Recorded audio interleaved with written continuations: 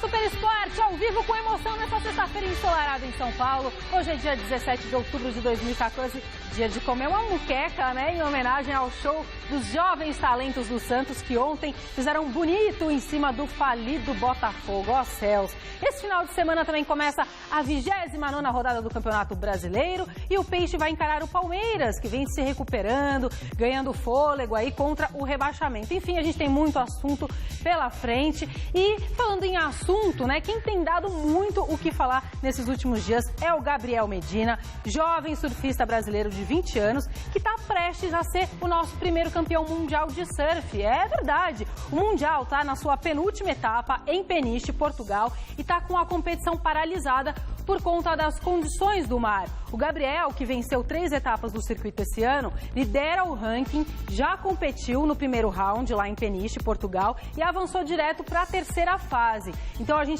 Gabriel, a gente está de olho em você, tá? A gente está aí na tua torcida e, meu, orgulho, tá? Por favor, não nos decepcione. E agora eu vou falar por telefone com o repórter Fernando Gavini, que está lá no treino do Corinthians.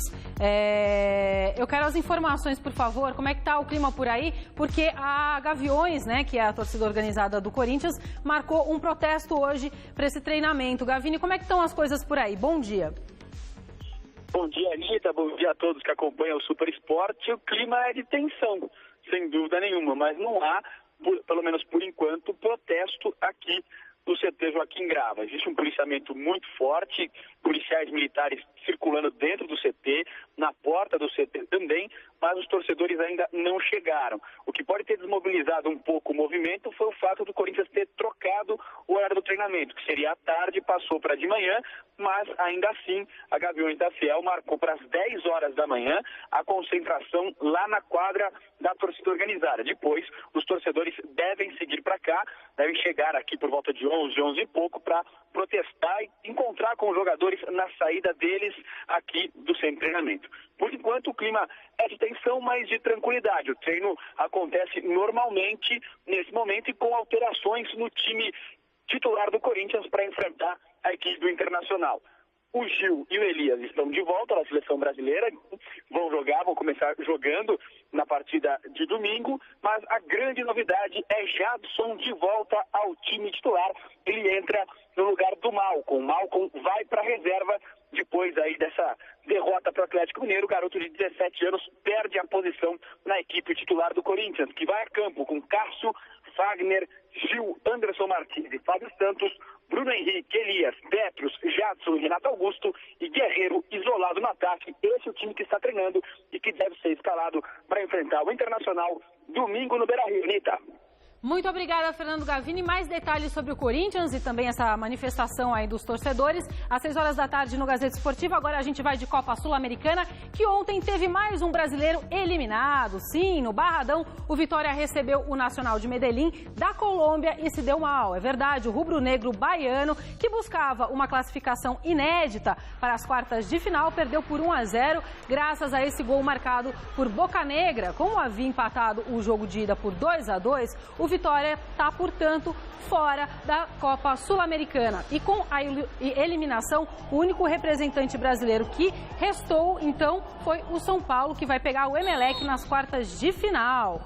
Falando do São Paulo, aí, o tricolor já voltou do Chile, onde venceu o Huachipato por 3-2 e desembarcou ontem na capital paulista. O foco agora é no Campeonato Brasileiro, no duelo de amanhã contra o Bahia, no Morumbi. Queria saber qual é o tamanho do cansaço de vocês depois de a viagem longa para ir, agora para voltar. Teve viagem no final de semana passado. Como que vocês estão?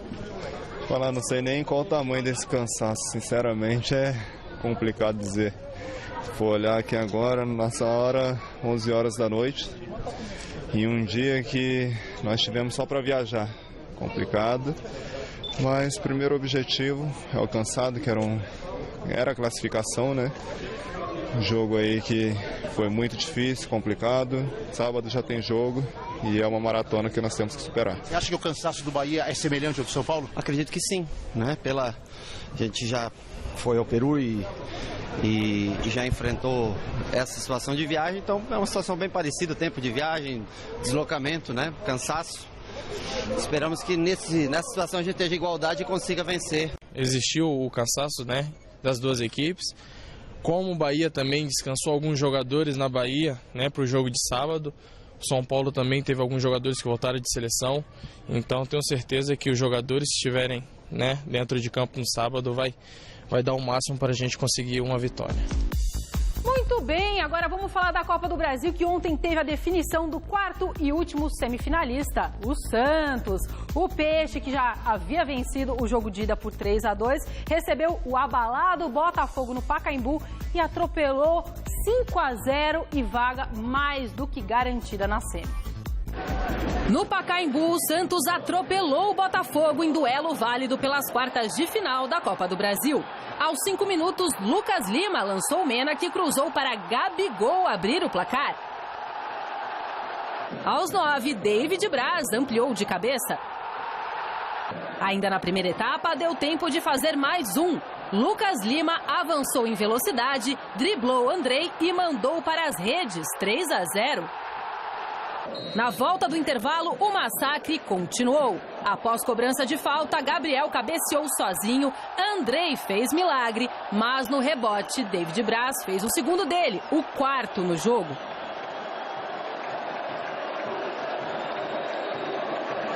E para fechar a humilhação, Geovânio, após bate-rebate, definiu. Final, Santos classificado 5, Botafogo eliminado 0.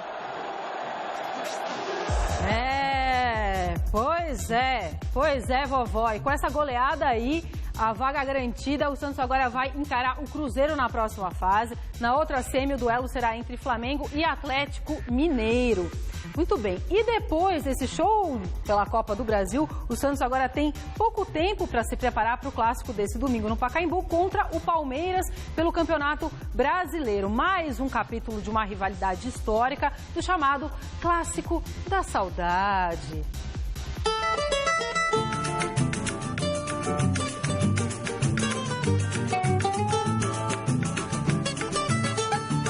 O duelo entre Palmeiras e Santos é considerado o clássico da saudade.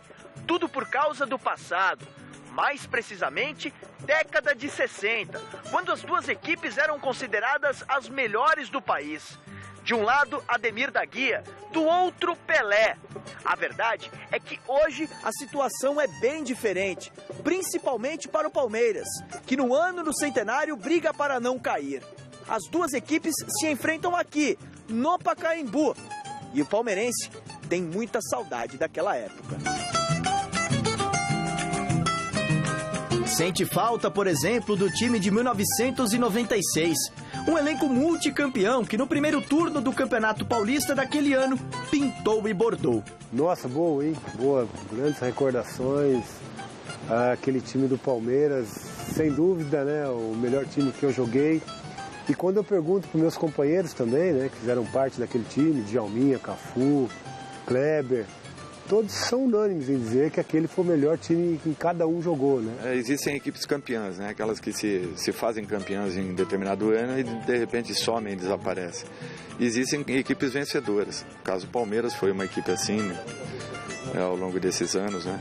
E é natural que isso traga uma saudade imensa ao torcedor. Agora cabe a nós mudarmos esse contexto.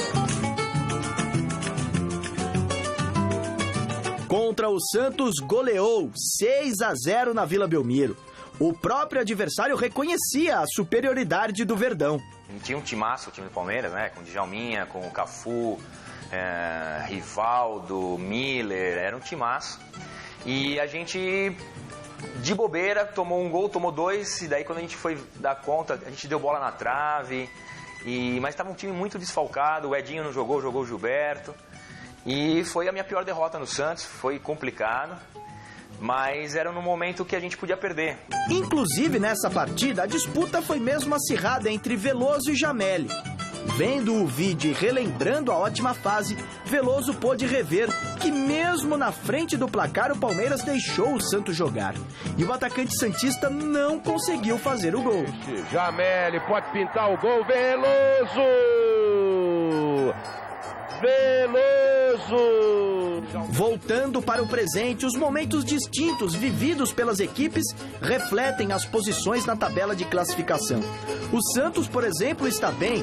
Dono de uma das melhores campanhas do segundo turno, precisa sim tomar cuidado com o rival. É evidente que o clássico, por si só, é um jogo extremamente motivante, diferente, especial. Vamos colocar, é um jogo especial. Independente de posicionamentos, um time está lá na frente, outro time está no meio da tabela, está lá no fim da tabela. É um jogo especial. Há motivação enorme de todos os lados. Por isso as armas do Peixe estão afiadas. Possui um elenco com valorosos nomes. Robinho é um deles. Com um atacante em campo, o Peixe fica mais ofensivo, joga melhor. Só que é Leandro Damião que anda tirando o sono do torcedor santista. Não importa muito se ele está jogando bem ou mal, ele tem que fazer gol, né? O jogador com a característica do Leandro Damião não precisa dar um passe, fazer tabela, dar uma caneta, dar uma assistência. Ele tem que estar ali para fazer o gol. Ele é pago para isso, ele foi contratado para isso. E ele não está conseguindo ter essa sequência de gols. E isso é complicado. Se Damião não está bem, é Robinho que se torna protagonista. Robinho hoje é uma grande referência, né, para a nossa equipe. É uma das grandes referências. Um jogador experiente já, um jogador que foi formado aqui no Santos. Tem uma identificação com a torcida enorme. Está muito feliz de estar aqui no Santos. A gente sente isso, a felicidade dele poder participar dos treinamentos, dos jogos. Então, sem dúvida nenhuma, e isso quando o jogador, né, se sente à vontade, né, se sente bem quisto pelas pessoas, pela torcida, ele tende a render muito mais. Do outro lado é Valdívia, o maestro, uma dependência que é encarada com normalidade. E essa é a dificuldade hoje, né? A dificuldade de você ter os grandes talentos, os grandes atletas. Então o time que tem um é um privilegiado, é o que faz a diferença. Então o Palmeiras tem o Valdívia, apesar de algumas ausências, eu acho que precisa ser mais constante, precisa ter mais regularidade, precisa atuar mais, né? Mas eu digo numa sequência, né? Porque dentro de campo com a bola, ele realmente é acima da média. Palmeiras e Santos, quanta saudade do passado. Hoje temos certeza que esse clássico ainda arranca emoções dos dois lados. Um duelo tão badalado que atualmente continua da mesma forma, vibrante e movendo multidões.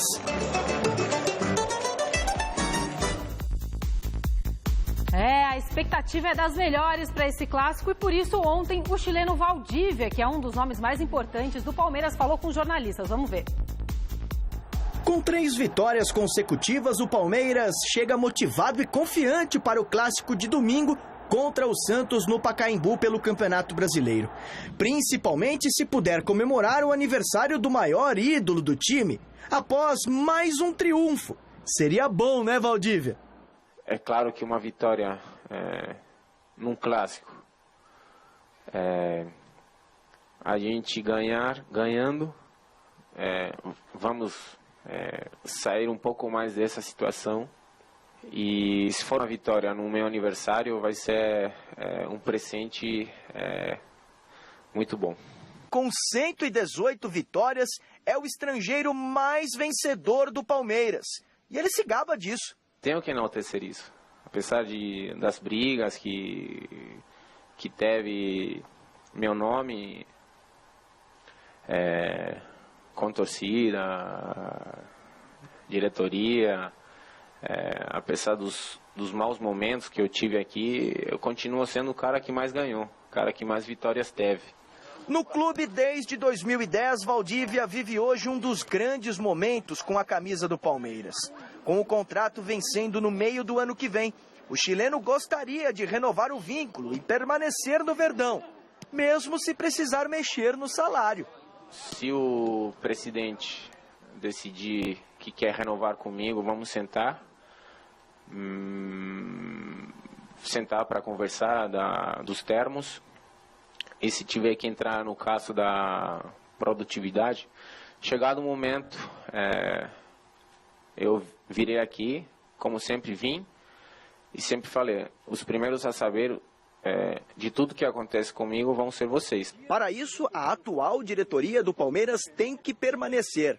As eleições estão marcadas para o mês de novembro e o atual presidente Paulo Nobre concorre com o candidato da oposição Vladimir Pescarmona, que é um desafeto do passado de Valdívia. Por isso, o meio-campo chileno declarou o preferido. Principalmente, e já vou além do que foi passado para mim pela assessoria e pela minha assessoria, eu torço porque o Pablo ganhe. Vocês sabem, né? Sexta-feira chegou, dia da gente repensar o que marcou nossos corações nessa última rodada aí, durante a semana. Quando a coisa é rica, quando a coisa é bonita, a vovozinha diz assim, cadê vovó? Vovozinha diz assim que é... Aí, vovó. Diz que é o quê? Oi, amiga! Oi, amiga, tudo bem, vovó? Já deu pra falar, vovó. Por isso, vamos aos nossos tesouros da rodada, né, vovó? Só teste.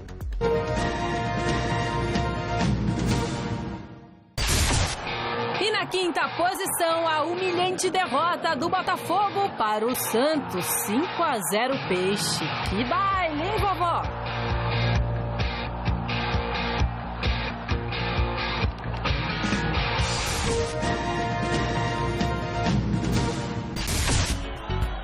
O quarto lugar vai para um cara que encheu o pé. O William aproveitou a bola que sobrou e meteu uma bomba. O primeiro gol do Cruzeiro contra o ABC.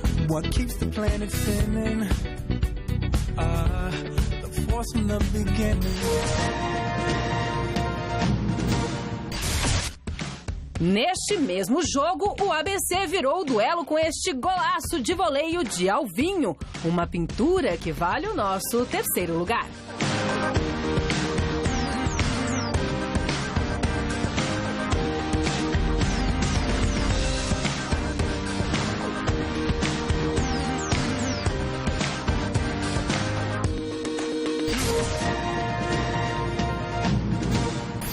A segunda posição fica com Paulo Henrique Ganso, que com este tapa de primeira esbanjou categoria no confronto contra o Huachipato, válido pela Copa Sul-Americana.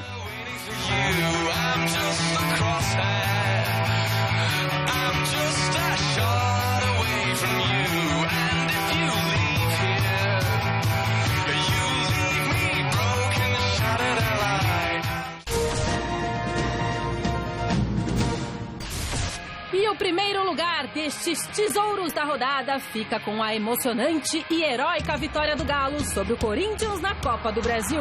Mesmo saindo atrás no placar e necessitando fazer 4 gols para se classificar, o time mineiro não poupou esforços e foi recompensado no final do jogo com o gol salvador de Ed Carlos.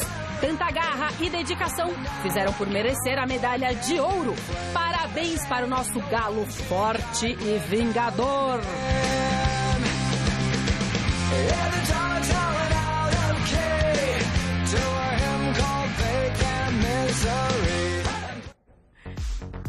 E bota vingador nisso, né? Parabéns ao Rodolfo que editou essa bela matéria. Gente, você já tomou seu cafezinho da manhã aí? Tá preparando o almocinho de hoje? Pois bem, lá vem mais um quadro novo deste Super Esporte. Receitas da vovó. Qual a receita para um time ganhar? Qual a receita para um time não perder? E quando a receita desanda, filha, o que você faz? Meus tesouros, com os times de futebol a coisa funciona mais ou menos do mesmo jeito, como cozinhar, viu? Um jogador, assim como um ingrediente mal utilizado ou fora do lugar, pode desandar toda uma receita ou uma partida. O time do Cruzeiro que o diga, né? Que perdeu 3 jogos seguidos, 2 pelo Brasileiro e 1 pela Copa do Brasil. E aí, vovó? Aonde foi que essa receita do Cruzeiro desandou? Conta pra gente.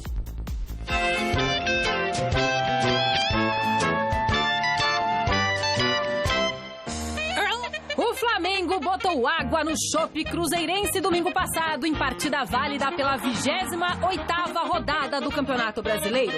Os cariocas atacaram em bolo, o time celeste defendeu em massa e quem levou a melhor foram os comandados de Vanderlei Luxemburgo. A derrota dos azuis colocou fogo alto no campeonato e mexeu com a parte de cima da tabela. Mas não é só no Cruzeiro que anda faltando água no feijão não, hein? Nas últimas 3 rodadas do Brasileiro, o Internacional de Porto Alegre, vice-líder da competição, só conquistou 3 pontinhos, assim como a Raposa. O problema na agremiação mineira tem sido as falhas individuais. No confronto diante do Corinthians, bote errado da zaga e batata. Gol de Luciano. Contra o rival Atlético, ninguém subiu para interceptar o levantamento na área. Até na Copa do Brasil, faltou fermento na mistura do mestre Cuca, Marcelo Oliveira. A equipe de BH levou uma banana do ABC por 3-2 pelas quartas de final do segundo torneio de futebol mais importante deste país. A sorte foi que no jogo de ida os cruzeirenses venceram pelo placar de 1-0 e no resultado agregado ficou tudo azul. É, Cruzeiro, para quem achava que o título nacional seria mamão com açúcar, o jeito agora é descascar a crise para não acabar pagando o pato em 2014.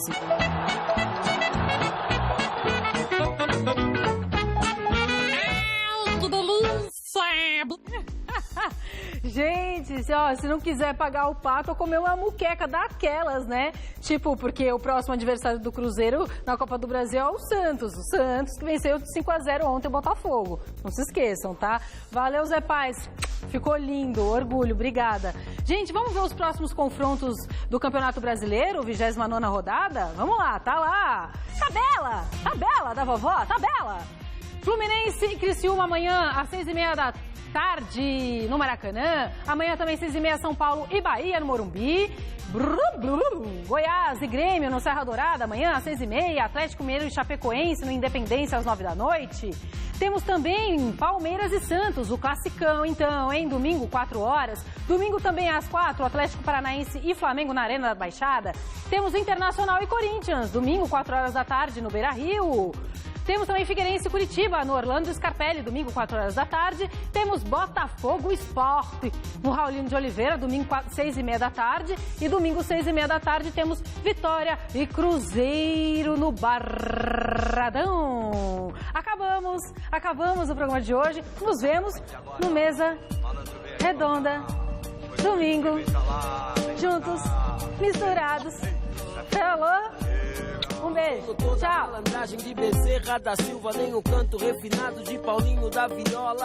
Confira uma atitude de amor pela cidade. Hoje, 11h30 da noite, em Amor Concreto. Assista agora, Revista da Cidade. No meu nome, sou Possimete Zulu, se ligar no som, eu sou negrão, certo sangue bom. Quando eu era garoto jogava bola no campinho, dentro da escola, guerra de aviãozinho, do outro lado do muro, a vida da rua, ninguém sabe de nada, cada um na sua, malandro é malandro, mané é